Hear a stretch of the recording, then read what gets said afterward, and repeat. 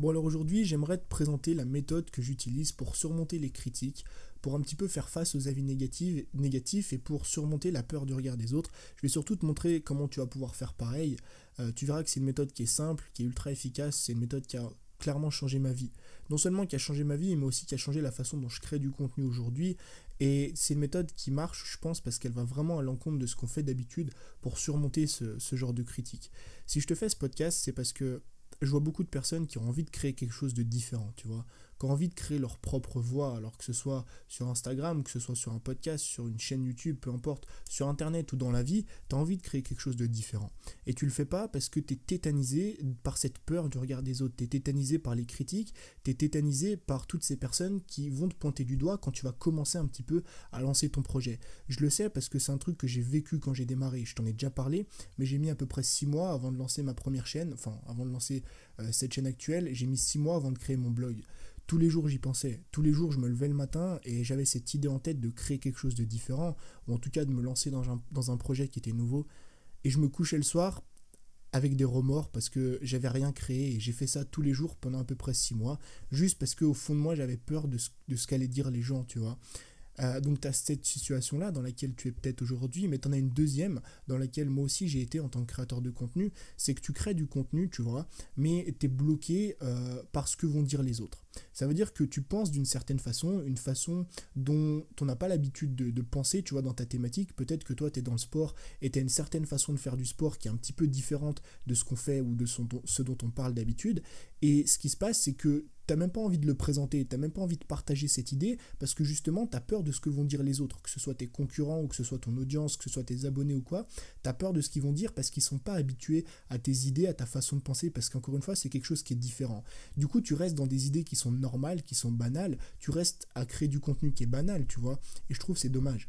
En tant que créateur de contenu, je pense vraiment aujourd'hui que pour faire la différence, il y a plein de façons de faire la différence, mais une façon qui marche très très bien pour faire la différence, c'est arriver à avoir des idées qui sont vraiment controversées dans sa thématique. Quand toutes les personnes vont dire A, quand tous tes concurrents vont dire A, si toi aujourd'hui tu penses B, eh ben montre-le.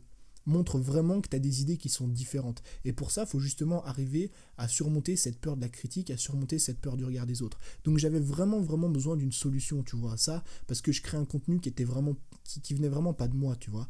Je partageais des idées qui étaient vraiment pas les miennes. Et je voulais créer un contenu qui était différent. Je voulais vraiment poser mes idées sur la table. Et encore mieux, je voulais vraiment m'ôter cette peur du jugement, cette peur des critiques, cette peur des avis négatifs. Et j'ai vraiment réussi à faire ça avec un truc qui est extrêmement simple. Cette méthode, c'est plutôt que de regarder, parce que, alors attends, avant de t'expliquer la méthode, je vais t'expliquer ce qu'on fait habituellement. Ce qu'on fait habituellement quand on crée du contenu sur Internet, c'est qu'on poste une photo sur Instagram, on poste un article de blog, on poste un podcast, on poste ce que tu veux, tu vois, et tu passes ta fin de soirée, moi c'est ce qui m'arrivait, tu vois, par exemple, je postais ma vidéo à 17h, bah après à 19h, 19h30, 20h, bah je rafraîchissais la page des commentaires pour voir si quelqu'un avait vu, pour voir si quelqu'un avait laissé un commentaire, positif ou négatif. Ce qui se passe, c'est que non seulement tu perds énormément de temps à faire ça, moi c'est un truc, j'ai perdu des dizaines, même des centaines d'heures à faire ça, et en plus de ça, tu associes tes vidéos aux commentaires. Et ça, c'est un truc qui, je crois que c'est en développement personnel ou en PNL, c'est un truc qu'on appelle un système ou ce que tu veux, enfin c'est l'association, on appelle ça l'association. L'association, en fait, c'est associer une action à une émotion. Et ce qui se passe avec les commentaires, c'est que quand tu postes une vidéo et que tu as des commentaires positifs, tu vas associer le fait de faire des vidéos à quelque chose de positif. Donc c'est génial. Maintenant, ce qui se passe, c'est que si derrière chaque vidéo ou toutes les deux ou les trois vidéos, t'as un commentaire négatif, t'as un petit rageux qui est derrière son ordi, qui a peut-être pas trop compris la vidéo, qui a peut-être pas trop compris l'idée, qui vient mettre son petit commentaire, parfois même qui t'insulte parce que ça l'amuse. Bah tu vas associer ta création de contenu, donc tes vidéos, à quelque chose de négatif. Pourtant, ça n'a absolument rien à voir, tu vois. Le mec, peut-être qu'il n'a pas compris, peut-être qu'il t'aime pas, il aime pas ta gueule, il a juste envie de t'insulter, mais ça n'a vraiment rien à voir avec ton contenu. Et le souci, c'est qu'on associe notre contenu à quelque chose de négatif quand on reçoit des commentaires négatifs. Donc forcément, quand tu vas créer du contenu, tu vois, toutes les vidéos que tu vas faire après ça, bah tu vas penser déjà aux commentaires négatifs, tu vas penser à ce que les gens vont dire. Tu vas te dire, non mais il faut pas que je dise ça, il faut pas que je dise ça, parce que derrière va avoir des commentaires négatifs. Donc forcément qu'on crée du contenu qui n'est pas nous, et forcément qu'on crée du moins bon contenu. Et parfois même, on n'a plus envie de créer.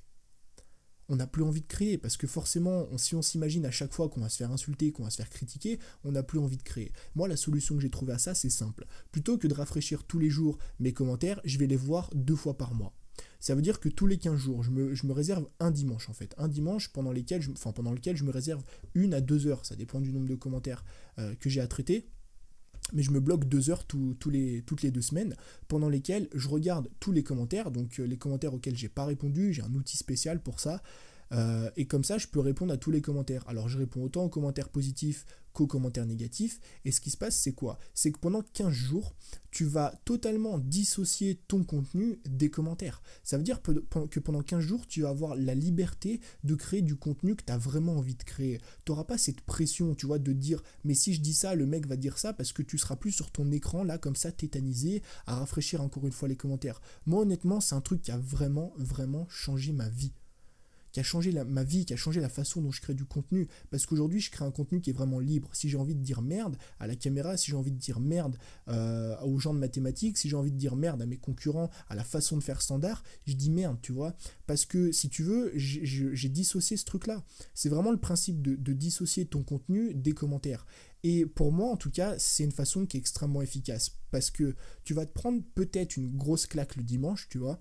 Si toi, par exemple, tu touches des sujets qui sont un peu sensibles et que tu te tapes sur 1, 2, 3, 4 vidéos, tu te tapes une dizaine de commentaires négatifs, c'est sûr que le jour où tu vas traiter les commentaires, tu vas te prendre une grosse claque. Tu vas avoir des mecs qui vont t'insulter, des mecs qui vont te dire non mais attends, tu te prends pour qui, pourquoi tu parles comme ça, de quoi tu connais même pas le sujet et tout. Tu vas prendre une grosse claque si par exemple tu as 10 commentaires négatifs. Mais moi, je pense qu'il vaut vraiment, que c'est beaucoup mieux de prendre une grosse claque une fois toutes les 2 semaines que de prendre une petite claque tous les jours. Parce que si tu prends une petite claque tous les jours, encore une fois, à chaque fois que tu vas faire une vidéo, tu vas penser à la claque de la veille, à la claque que tu as pris juste hier soir quand le mec a commenté une de tes vidéos. Maintenant, si tu prends une grosse claque le dimanche, bah, tu vas te prendre ta grosse claque là, tu vois, il y aura la marque des doigts dessus, tellement elle sera énorme. Tu vas y penser le dimanche, tu vas y penser le lundi, et puis le mardi, tu vas oublier, et puis après, pendant 2 semaines, tu vas être libre. Moi, je pense aujourd'hui que c'est vraiment la meilleure façon pour créer du contenu. Donc si toi, tu as peur de te lancer dans un projet, tu vois, de création de contenu, que tu as peur de faire des articles, honnêtement, dissocie vraiment les commentaires, que ce soit les commentaires positifs ou les commentaires négatifs. Je dis pas de pas répondre à son audience, parce que je pense vraiment aujourd'hui que si tu as déjà que tu es beaucoup d'abonnés ou très peu d'abonnés, je pense que c'est toujours important de répondre à son audience. Donc tu y réponds tous les 15 jours, les gens vont attendre, les gens vont prendre l'habitude en plus, tu vois. Et puis t'encaisses, tu vois, tu prends une grosse claque sur les commentaires négatifs, tu réponds aux commentaires positifs autant qu'aux commentaires négatifs, et puis ça va rouler tout seul. Moi aujourd'hui, c'est vraiment la méthode que je conseille si tu veux un petit peu vaincre cette peur des avis négatifs, cette peur de regard des autres sur Internet. En tout cas, c'est celle que j'utilise, et c'est vraiment une méthode qui a changé ma vie. Donc voilà, c'était tout en fait ce que je voulais partager avec toi aujourd'hui. Je pense que c'est un truc qui est vraiment, vraiment, encore une fois, hyper important quand on veut créer du contenu sur Internet. Je vais juste faire une toute petite parenthèse. Tu as un lien dans la description, là, il y a plein de liens, tu verras si tu es sur le podcast ou sur YouTube. Tu as des formations offertes, tu as du coaching offert. Je viens de mettre en place 1 heure de coaching offert. 1 heure pendant laquelle on discute de business, de création de contenu, d'Instagram, de ce que tu veux. Tu peux réserver ton heure juste en dessous. Enfin, il y a plein de petits cadeaux. Tu peux t'abonner aussi au podcast si tu ne l'es pas. Tu peux laisser un commentaire sur le podcast. Tu peux t'abonner à la chaîne YouTube. Voilà, c'était mon petit appel à l'action de fin de vidéo. Moi, je te dis à demain pour un nouveau contenu. Salut!